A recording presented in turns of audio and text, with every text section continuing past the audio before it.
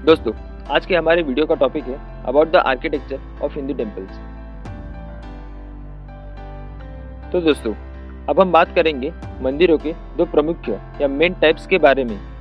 तो पहले आता है नगरा शैली।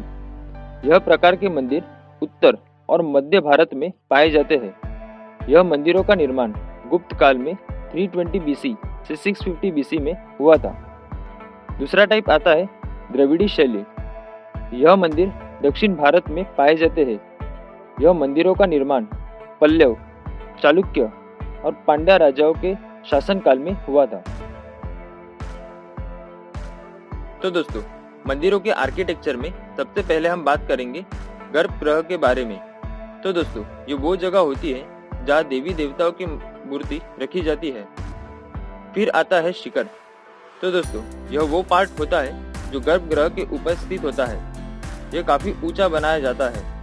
इसे नगरा टेम्पल आर्किटेक्चर में शिखर कहा जाता है, तो द्रविड़ा टेम्पल आर्किटेक्चर में इसे विमान कहा जाता है। उसके बाद आता है अम्लक। जो शिखर या विमान के ऊपर स्थित होता है उसे अम्लक कहते हैं। तो दोस्तों, अलग अलग मान्यताएं अम्लका को लेकर मौजूद है। जैसे कुछ के अनुसार अम्लका स्वर्ग के लिए एक प्रवेश द्वार है, तो कुछ मान्यताओं के अनुसार यह एक कमल यानी लोटस को प्रतीत करता है। उसके ही ठीक ऊपर जो स्थित होता है उसे कलश कहते हैं। कलश के ऊपर कई बार फ्लैग्स भी लगाए जाते हैं। उसके बाद आता है उरु शिखर। अगर आप कई हिंदू मंदिरों में देखें तो कई सारे शिखर जो मुख्य शिखर से छोटे होते हैं वह बनाए जाते हैं। उन्हीं को उरु शिखर भी कहा जाता है। फिर आता है अंतरालय। यह गर्भगृह के ठीक सामने मौजूद होता है। यह कई सारे श्रद्धालु गर्भगृह में जाने की प्रतीक्षा करते हैं। फिर आता है मंडपा। दोस्तों, यह वो जगह होती है जहाँ शादियाँ की जाती है। इतना ही नहीं, यह वो जगह भी होती है जहाँ कई सारे वर्शिपर्स बैठा करते हैं या भजन कीर्तन इत्यादि जैसे काम भी किए जाते हैं।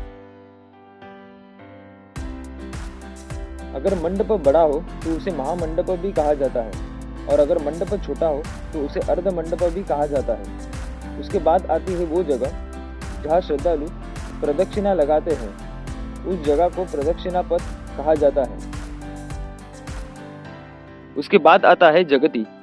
यह रेस प्लेटफॉर्म होता है मंदिरों का। और फिर आता है अधिष्ठानम। यह मंदिरों का बेसमेंट होता है। इसके बाद आता है वाहन। यह उन देवी देवताओं के मंदिरों के सामने मौजूद होता है जिनका मंदिर स्थित होता है। दोस्तों, तो यह थी जानकारी हिंदू टेम्पल्स के आर्किटेक्चर के बारे में। अगर आपको हमारा वीडियो पसंद आए तो कृपया इसे लाइक, सब्सक्राइब और शेयर करना न भूलिए। Thank you.